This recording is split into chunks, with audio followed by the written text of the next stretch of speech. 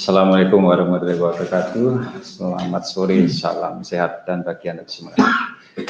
Baik teman-teman wartawan, saya ingin menyampaikan terkait dengan pengembangan penanganan perkara alokasi dana alokasi khusus pengurusan DAK yang dalam kesempatan sore hari ini KPK akan melakukan penahanan terhadap tersangka ZAS Wali Kota Dumai periode tahun 2016-2021 dalam perkara dugaan suap terkait pengurusan dana alokasi khusus anggaran pendapatan dan belanja negara perubahan tahun anggaran 2017 dan APBN 2018 yang penyidikannya dilakukan sejak September 2019. Untuk kepentingan penyidikan, KPK akan melakukan penahanan terhadap tersangka ZAS selama 20 hari terhitung sejak tanggal 17 November 2020 sampai dengan 6 Desember 2020 di rutan cabang KPK Polres Metro Jakarta Timur. Perkara ini merupakan pengembangan dari perkara dugaan suap terkait usulan dana perimbangan keuangan daerah dalam RAPBN perubahan tahun anggaran 2018. Dan hingga saat ini KPK telah menetapkan 12 orang tersangka. 6 diantaranya sudah dinyatakan bersalah oleh Majelis Hakim Pengadilan Tipikor, yaitu Amin Santoso, anggota Komisi 11 DPR RI, Eka Kamaludin, ini dari swasta sebagai perantara, kemudian Yaya Purnomo, pegawai di Kementerian Keuangan, kasih pengembangan pendanaan kawasan perumahan dan pemukiman pada Ditjen Pengembangan Keuangan Kementerian Keuangan. Yang keempat, Ahmad Dias, ini dari swasta selaku kontraktor. 5, Sukiman, anggota DPR 2014-2019, dan Nathan Pasumba, pelaksana tugas dan pejabat Kepala Dinas Pekerjaan Umum Kabupaten Pegunungan Arfak, Papua. Sedangkan yang 6 orang lainnya ditetapkan sebagai tersangka dalam pengembangan perkara ini, yaitu BBD, ini Wali Kota Tasikmalaya, KSS Bupati Labuan Batu Utara periode 2016-2021, PJH dari swasta, Wakil Bendara Umum P3 tahun 2016-2019, ICM anggota DPR 2014-2019, dan AMS Kepala Badan Pengelola Pendapatan Daerah Kabupaten Labuan Batu Utara, dan ZAS Wali Kota Dumai 2016-2021. Adapun konstruksi perkaranya adalah sebagai berikut. Pada Maret 2017, ZAS bertemu dengan Yaya Purnomo di sebuah hotel di Jakarta. Dalam pertemuan tersebut, ZAS meminta bantuan untuk mengawal proses pengusulan DAK pemerintah Kota Dumai.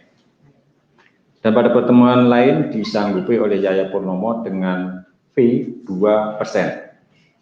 Kemudian pada Mei 2017, pemerintah Kota Dumai mengajukan pengurusan DAK kurang bayar tahun anggaran 2016 sebesar 22 miliar.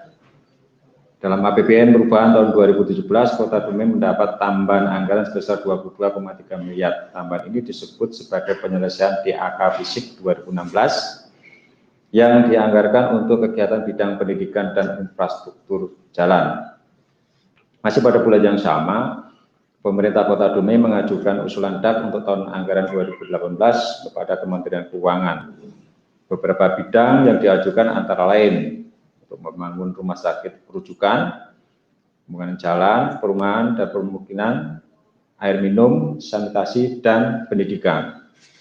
Tersangka ZAS kembali bertemu dengan Yaya Purnomo membahas pengajuan DAK Kota Dumai tersebut, yang kemudian disanggupi untuk mengurus pengajuan DAK tahun anggaran 2018 Kota Dumai, yaitu untuk pembangunan rumah sakit umum daerah dengan alokasi 20 miliar dan pembangunan jalan sebesar 19 miliar.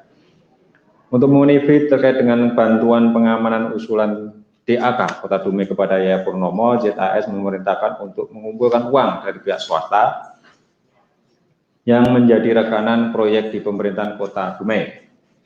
Penyerahan uang setara dengan 550 juta dalam bentuk dolar Amerika, dolar Singapura, dan rupiah pada Yaya Purnomo dan kawan-kawan dilakukan pada bulan November 2017 dan Januari 2018. Sedangkan untuk perkara kedua, tersangka ZAS diduga menerima gratifikasi berupa uang sebesar 50 juta dan fasilitas kamar hotel di Jakarta dari pihak pengusaha yang mengerjakan proyek di Kota Dumai. Penerimaan gratifikasi diduga terjadi dalam rentang waktu November 2017 dan Januari 2018. Gratifikasi ini tidak pernah dilaporkan ke Direktorat Gratifikasi KPK sebagaimana diatur di pasal 18 Undang-Undang Nomor 30 Tahun 2002 tentang KPK dan pasal 12C Undang-Undang Nomor 20 Tahun 2001 tentang perubahan atas Undang-Undang Nomor 31 Tahun 1999 tentang pemberantasan tindak pidana korupsi. Oleh karena itu, dalam dua perkara tersebut, tersangka ZAS disangkakan melanggar yang pertama, pasal 5, ayat 1 huruf A atau huruf B, atau pasal 13 Undang-Undang Nomor 31 Tahun 1999 sebagaimana telah diubah dengan Undang-Undang Nomor 20 Tahun 2001 tentang pemberantasan tindak pidana korupsi. Dan yang perkara kedua disangkakan melanggar pasal 12B besar Undang-Undang Nomor 20 Tahun 2001 tentang perubahan atas Undang-Undang Nomor 31 Tahun 1999 tentang pemberantasan tindak pidana korupsi. KPK akan terus berkomitmen untuk melakukan pemberantasan korupsi sekalipun ada proses pilkada yang sedang berlangsung saat ini. KPK juga tidak bosan-bosannya mengingatkan kepada para kepala daerah agar tetap memegang teguh amanah yang ditetapkan oleh masyarakat yang telah memilih kepala daerah melalui pilkada secara demokratis. Banyak kepala daerah yang telah ditetapkan sebagai tersangka dan ditahan harus menjadi pengingat bagi semua kepala daerah agar menjalankan tugas dengan penuh tanggung jawab, memegang prinsip dan nilai-nilai integritas dengan tidak memperkaya diri sendiri atau keluarga atau kelompok tertentu. KPK mengingatkan agar kepala daerah untuk mengedepankan prinsip-prinsip akuntabilitas dalam menjalankan roda pemerintahan demi sebesar-besarnya kemakmuran masyarakat. Demikian saya sampaikan. Terima kasih.